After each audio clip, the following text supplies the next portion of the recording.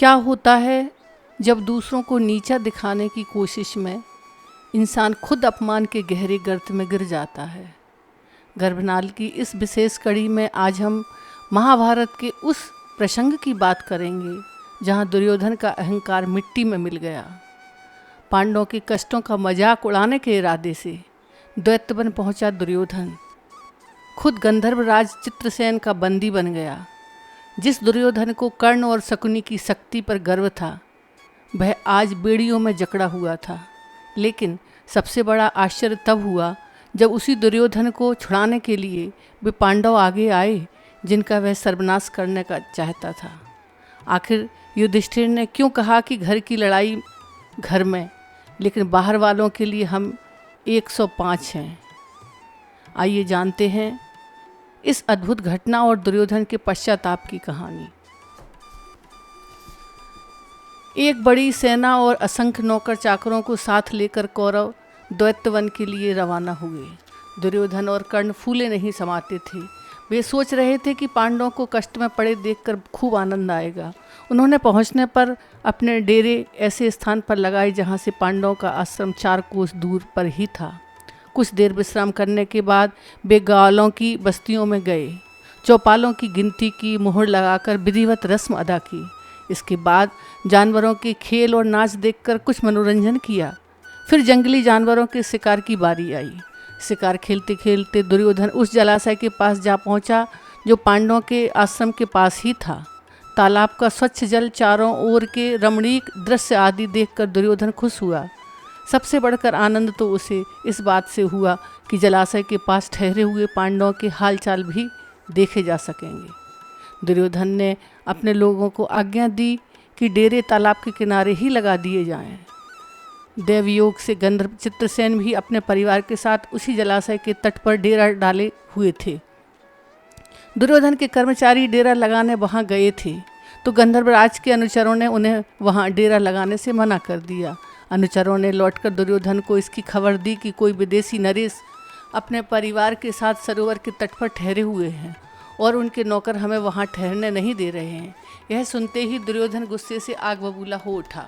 वह बोला कि किस राजा की मजाल है जो मेरी आज्ञा को पूरा न होने दे। जाओ अपना काम पूरा करके आओ। कोई रोके तो उसकी ओर से अपने साथियों को पूरी तरह खबर लो। आज्ञा पाकर दुर्योधन के अनुचर फिर जलाशय के पास गए और किनारे पर तंबू गाड़ने लगे।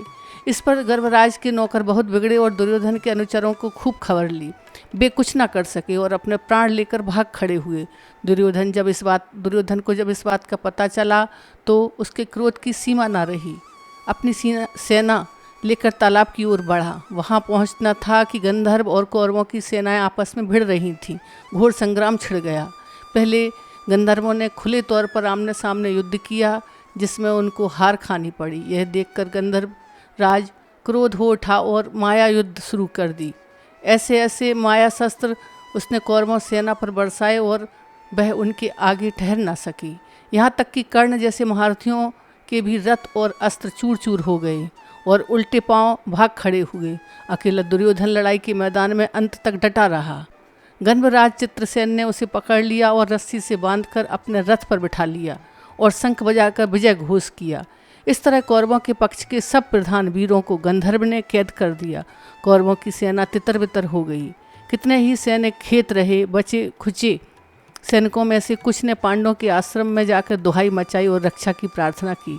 दुर्योधन और उसके साथियों का इस प्रकार अपमानित होना सुनकर भीम बड़ा खुश हुआ।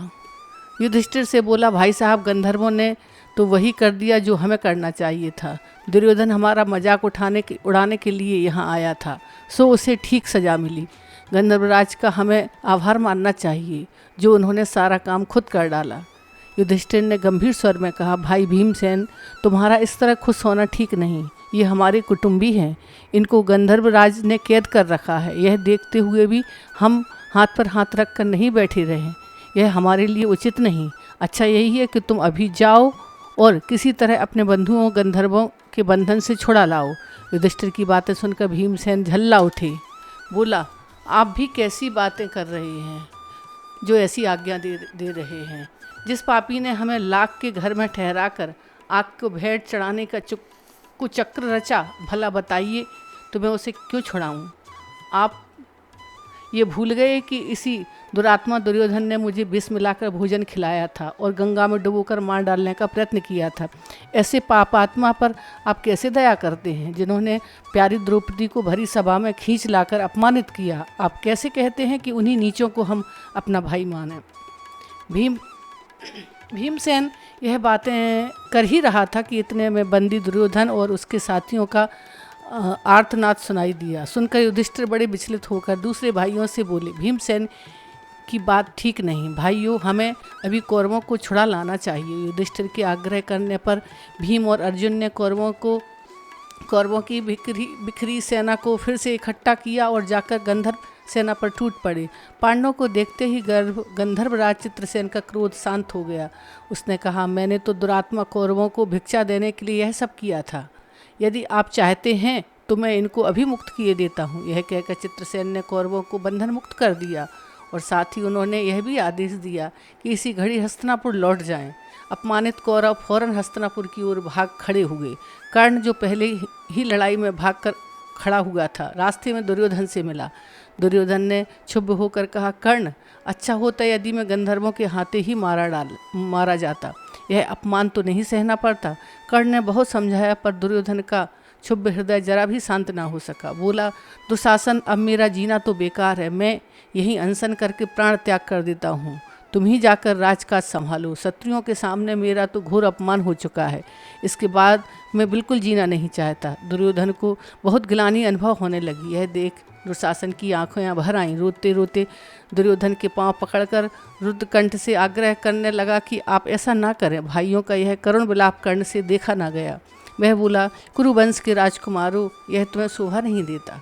इस प्रकार दोनों की भांति विलाप कर रहे हो। शोक करने से तुम्हारा क्या भला होगा? रोने कलपने से कुछ नहीं काम आने वाला। धीरज धरो।